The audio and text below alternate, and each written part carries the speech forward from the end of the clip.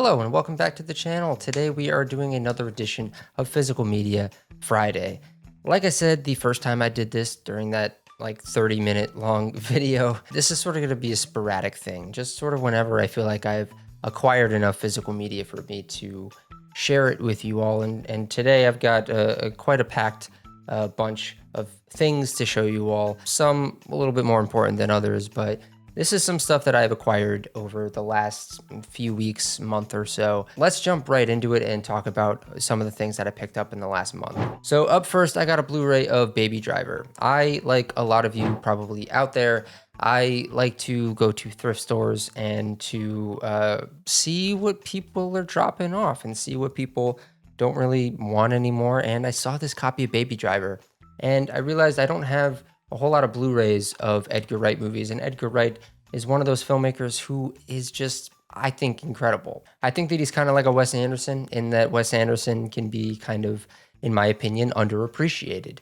But Baby Driver's a movie I've only seen one time in theaters, and I haven't seen it since, so I'm glad to have a Blu-ray of it. Let me just show you the inside here. I love the disc for this. It's just a car going around like a little record.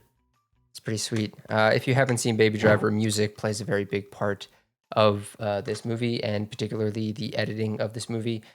So definitely go check out Baby Driver if you haven't in a long time, like myself. And also check out the rest of Edgar Wright's entire filmography, because he is definitely underrated. And that's kind of a weird thing to say considering he's a very famous director, but underappreciated is probably a better word. All right, up next, I picked up a Blu-ray also at a thrift store of Life of Pi. Now, this is a movie that I remember absolutely falling in love with the first time that I saw it, the year that it came out. I'm just going to take it out. I love the little slip cover here. It is all kind of shiny. You can see the reflection of my camera and light somewhere in there. But inside, we get a DVD copy and a Blu-ray copy of this movie. Ang Lee is another one of those directors who I kind of think is a little bit underappreciated. I always joke around when people talk about Ang Lee, and it's kind of a joke, but it's also not really a joke. But I remember growing up absolutely loving his Hulk movie with Eric Bana. I think a lot of people forget that Ang Lee made a Hulk movie. I have such fond memories of that movie, and I grew up, and all of a sudden I'm hearing people trash it and talk about how there's never been a good Hulk movie or whatever. And maybe I got to revisit it, but I remember loving it as a kid, just in the same way that I remember loving The Life of Pi when The Life of Pi came out. I don't really remember much about the story other than just the main character, Pi, on a boat, on this little boat with Richard Parker, the tiger. And I remember it being beautiful, and I'm excited to rewatch it. Okay, up next, my girlfriend and I went to this place in Brooklyn. Maybe it's a bit of a secret place, I don't know, but it's called the Big Reuse. They have a really big book section there, and tucked in the back of the book section, they have a bunch of DVDs and Blu-rays and stuff that people are giving away. It's just another thrifting place. I went there and I found a couple little box sets. The first one is The Godfather. It is all three Godfather movies, as well as a entire disc of bonus materials. So let's go through these one by one. I don't know if there was originally a slipcover on here, but I really love this sort of leathery design, this sort of faux leather design. And The Godfather, directed by Francis Ford Coppola and widely regarded as one of the best movies of all time. Here's a little fun fact. Maybe I'm a little ashamed to admit to you all here on my channel, I have only ever seen the first Godfather. I have never seen part 2 or part 3. And honestly, Francis Ford Coppola is one of those filmmakers who there's a lot of blind spots for me. I've seen a lot of his movies, but every now and then I'm reminded that there are so many others that I haven't seen. And Godfather part 2 and part 3 are among those blind spots for me. Let's open these up real quick. Let's start with The Godfather. So we open it up, and there we see Marlon Brando. And we open it up, and we basically just get chapter markers and the disc itself. Again, these are DVDs, and there's always this debate I have within myself every time I go to a thrift store or something, and I see something a movie that I really like, but it's a DVD copy. And there was even this meme circulating on Reddit where it's that guy looking over his shoulder at the other woman while his girlfriend looks on. And it's like a timeline essentially. It's like DVDs came out and the guy's looking at the DVDs and all the VHS copies are like, what about me? And then, you move on to Blu-ray and all the DVD copies are like, what about me?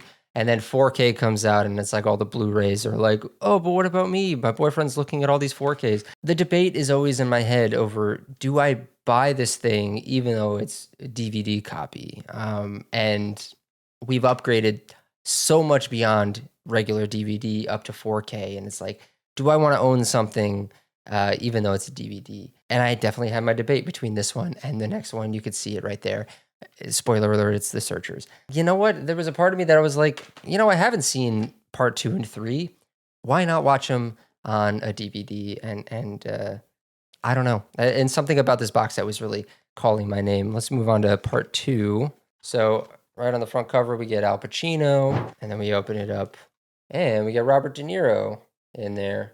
We open it up, and we get 2 discs in here. Now, I'm not sure why there are 2 discs. It's probably because of the length, because it says that The Godfather Part 2 is 200 minutes long. It just says disc 1 and disc 2. Oh, it's just because of the length. They couldn't fit the entire movie onto 1 disc, so they had to separate it into 2 discs. That has got to be the first time I've ever seen that. I guess I tend to watch movies that are 3 hours or less. So I'm excited to dive into that one. And a lot of people say that part 2 is just as good, if not better than part 1, believe it or not. Let's go on to part 3. We pull on part 3 and we get an older Al Pacino right there. We open it up and there's the disc with the chapter markers. This movie clocks in at 170 minutes. So not quite as long as part 2, but still a pretty lengthy film there. And then we get the bonus materials. So we pop up the bonus materials and we get our man Francis Ford Coppola. And hey, say what you want about Francis Ford Coppola, but the man is a legend. And say what you want about like Megalopolis and Jack and all that. He is a legend for a reason. And the man really loves cinema and he loves movies. I urge everyone to watch his Criterion Closet video that he did during the promotional run of Megalopolis. And there's a ton of special features in here. On the back, it says there is 218 minutes of bonus material.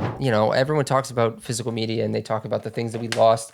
One of the main things they bring up is special features and bonus material. I mean, that right there, 218 minutes of bonus material, I don't know, that's pretty special. And it is part of the reason why I ultimately decided to get this, even though it isn't a Blu-ray collection, it isn't a 4K collection, it's just a DVD collection. But you know what? DVDs have a place in our society as well. So I'm glad that I picked this up. Do yourself a favor and go watch all of the Godfathers, and maybe I'll report back and let you know what I think. So as I alluded to moments ago, I picked up this little box set of The Searchers. Now, I already own The Searchers on DVD. So you might be like, well, why did you get this? And it was frankly because of vibes. It was basically because I saw this, I saw John Wayne's big old face, and I saw how thick this thing was, and I saw that there was some extra material in here. And it was a 50th anniversary Warner Home Video collector's edition of The Searchers. And any other time, I probably would have passed this by and said, you know what, I don't think I need that. But that all changed when I saw The Searchers for the first time, like 6 months ago. Maybe it was even less than that. I had owned The Searchers on DVD and had heard people talk about The Searchers, heard Quentin Tarantino talk about The Searchers. I had seen the iconic final shot of The Searchers many, many times. I went to film school, for crying out loud. People talked about The Searchers. People talked about John Ford in general. And for some reason, just never saw it. And then a few months ago, I finally saw it for the first time, and I understood. This came out in 1956. It was the original release date of The Searchers, and it is a movie that feels incredibly modern, and I love discovering movies that feel incredibly modern. John Wayne's performance, I think, is incredible. The humor in this movie I was laughing out loud at this movie quite a bit, and then I almost found myself brought to tears by the end. And let's actually just crack this open. Let's see what we got. There are three things in here. So let's see what this first one is. This one just says The Searchers on it. and so does the other one. I don't know what the difference is. All right, so we open this up, and there is some booklets in here. All right. Whoa, okay. I'm realizing now that I did not preview any of this before making this video. I'm opening this up and discovering what this is live on air. Cue that Bill O'Reilly meme. Okay, so let's look at this. Let's look at this one first. So we have this little. I think it's a comic book. I'm actually, yeah, it is. It's an entire comic. I don't know if it's the entire movie, but this is honestly this this was a great find. I was not expecting this when I started this video, and when I bought this entire collector's edition, and it seems like it's the entire movie. Oh, it is. Okay, the back of the back of the booklet is the end of the movie. It just doesn't have this sort of iconic shot, which you would think they would include in there, but they didn't. This last one, I don't know. I don't really know what it is. I think it's marketing material. It is. Yeah, it looks like there's like posters, old posters for the Searchers. You can see that there. Again, one of the other things I didn't mention about the Searchers is that it is one of the most beautiful looking films I think I've ever seen. It's truly striking to look at and beautiful to look at. And every time I think about what had to go into making a movie from the 1950s look as good as it does, I'm just floored by any time a movie does actually impress me. Yeah, it's just a whole lot of other marketing material here in this little booklet. Yeah, it's always so funny how they used to market movies back in the day. It's not, that much different than the way we think about marketing movies now, but it says critics and ticket buyers will declare it the best Western ever made. It ranks with Covered Wagons, Stagecoach, and Shane. The reunion of John Ford, John Wayne, and Marion Cooper makes one of those rare pictures for the discriminating audience as well as the great mass of fans. Yeah, it has a ton of like newspaper clippings and other different ads that were used to promote the movie. This is something I feel like you don't see a whole lot, and I'm kind of blown away that it's included in this little box set. I like this one. It just says, "You'll love it. Don't miss it." And then, I mean, it's pretty small print. I don't really know. I'm going to struggle to read that, but it's entire. I think it's a review, but it is. It looks like an entire newspaper article written about the movie. Yeah, this is really cool. Sorry, I feel like I'm a little speechless right now because I discovered that these were in here, and I didn't know they were in here. Yeah, we gotta move on and talk about next thing in here. Okay, so this one again just says the Searchers on it, and we get another booklet. All right, let's see what's in it. Oh, hello. Okay, so all right, this again, I did not look at any of this stuff before actually recording this, and I'm kind of a little blown away by what I'm seeing. So this is a letter from C.V. Whitney, the president of C.V. Whitney Pictures in Los Angeles, to Jack Warner, who I guess was the head of Warner Brothers Studios. It says, "Dear Jack, as a result of my recent trip on location with Jack Ford shooting the first sequences of The Searchers, I have decided to speed up my endeavor to make distribution arrangements. You could be expecting to hear from Lou Wasserman shortly. Kindest regards, C.V. Whitney." I don't know what I'm looking at here. I mean, it just looks like there are letters and communication between Warner Brothers and C.V. Whitney Pictures.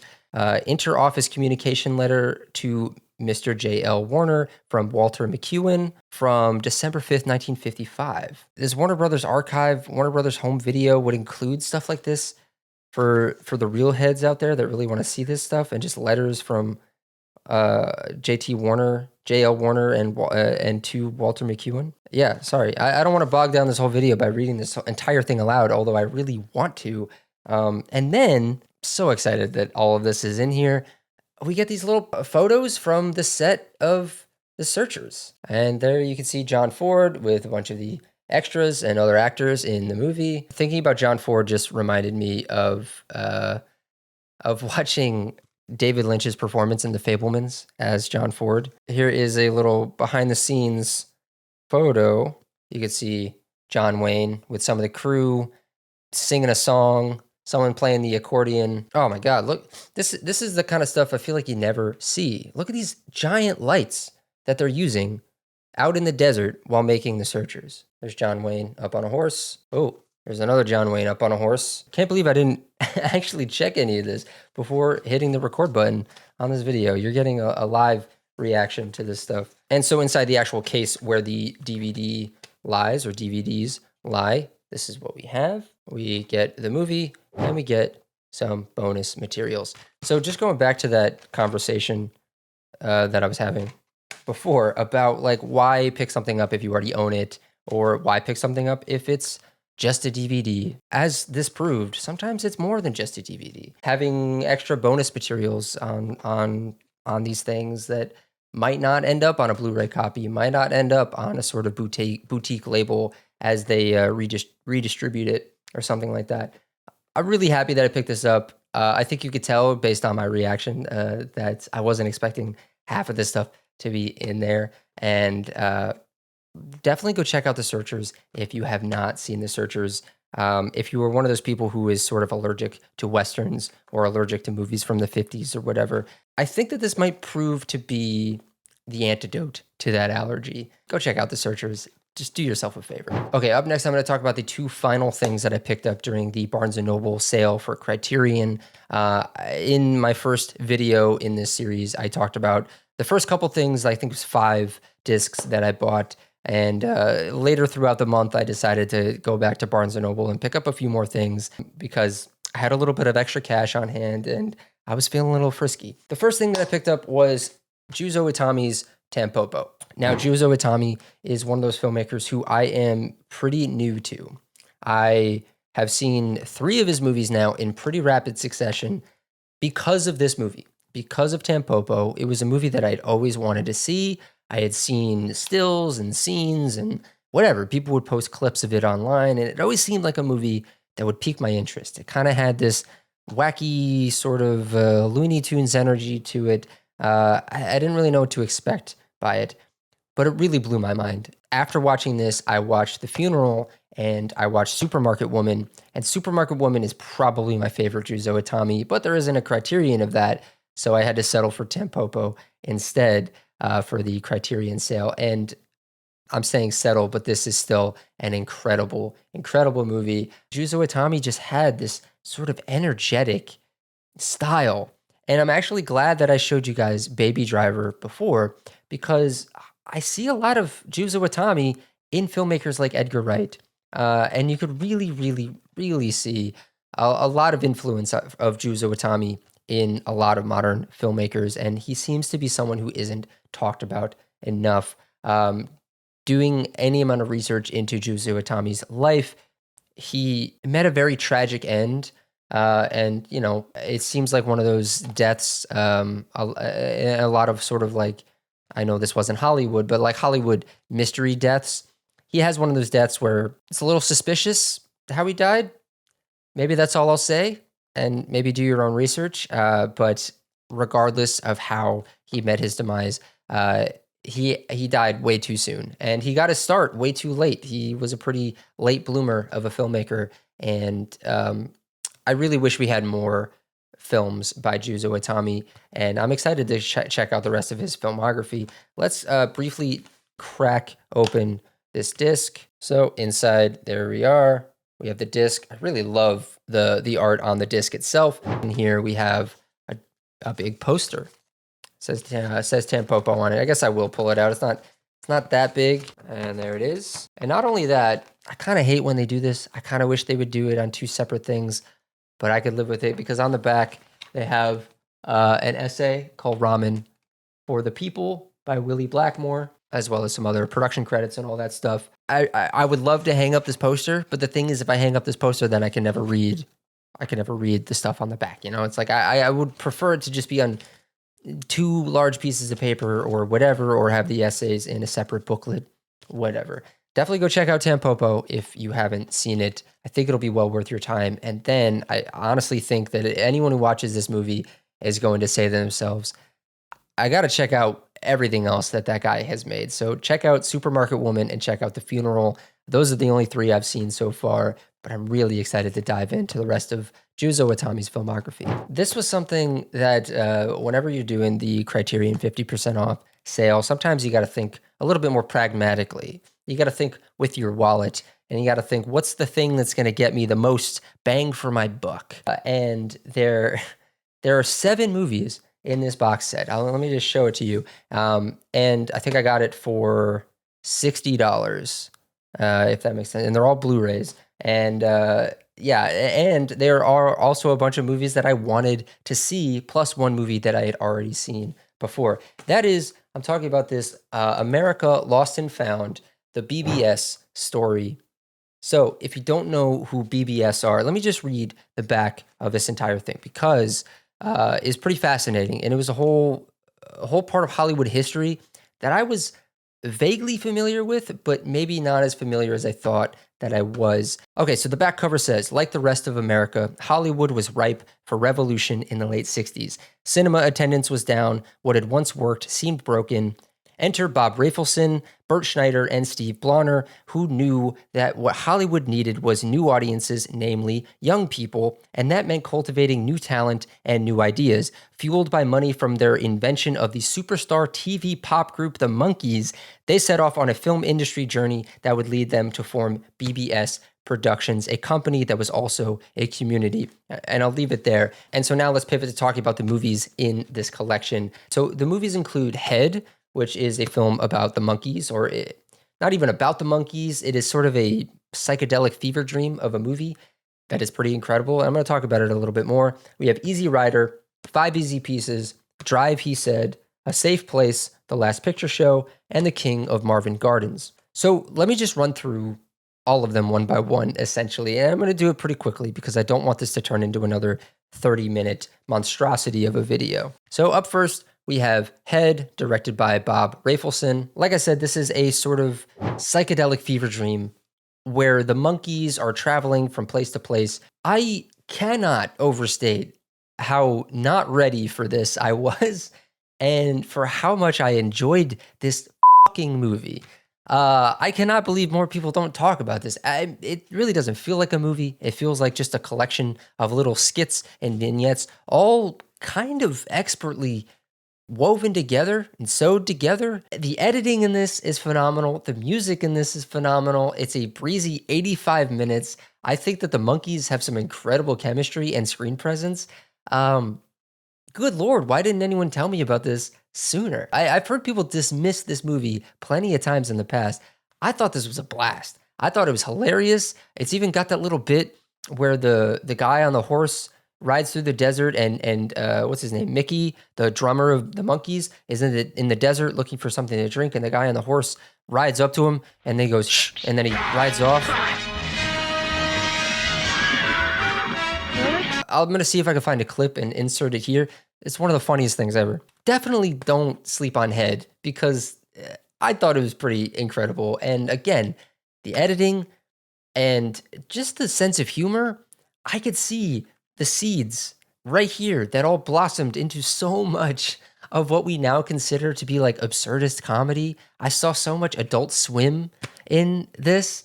I saw so much I Think You Should Leave. So much of cinema history I felt was inspired by this. And I'm curious what movies inspired Head, because I want to go watch those next. So if you know any movies that you think are in the similar world as Head, let me know. All right, up next is Easy Rider. Now, this seems like a movie that might need no introduction. It was a movie that was a counterculture blockbuster directed by Dennis Hopper, starring Jack Nicholson, Dennis Hopper, and Peter Fonda. And it is essentially a road trip movie about these two bikers who are on their way to Mardi Gras in New Orleans, and the sort of people that they meet along the way. I wasn't incredibly crazy about this movie. I think that there's a lot to admire. And as always with films of cinema history, I just admire that they accomplished anything at all. And I do think that what this sparked and what it was a part of, this sort of independent cinema movement in America, was pretty spectacular. The soundtrack is incredible. So the cinematography was by someone named Laszlo Kovacs, and the cinematography in this movie is pretty incredible, especially with all of the motorcycles riding around in it. Go check out Easy Rider if you hadn't. Let me pop this open for you all to see. Right there, there's the disc, and we get chapter markers. All of these come with some really great special features, and I'm going to talk about the special features in just a little bit. There's a lot packed into this. Again, bang for your buck. You got to think about it.